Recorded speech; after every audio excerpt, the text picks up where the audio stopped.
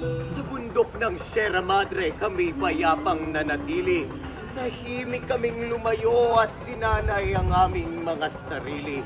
Ngunit isang katotohanan ng sa amin kumitil, tanging pagtangis ang siyang naging tinig ng aking ngiti.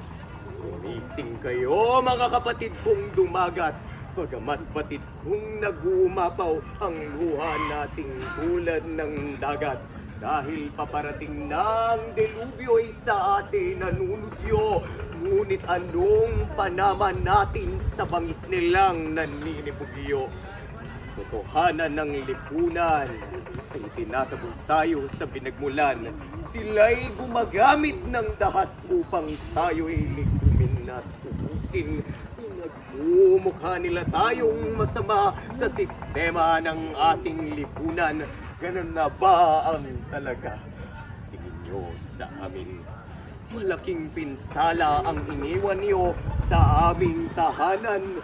Ngunit mas malaking balakid ang iniwan niyo sa aming mga kasarinlan. Kaya man naming ibalik ang inyong pininsalaan.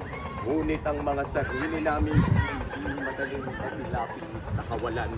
Inapakan, inapi, tinumihan ng aming pagkatao hanggang sa kami tuluyan ng yumao. Ganun bang kadaling itapon ang buhay naming inyong minaltrato? Oo, kayo may nasa estado, ngunit karapatan namin huwag niyo sanang ilayo.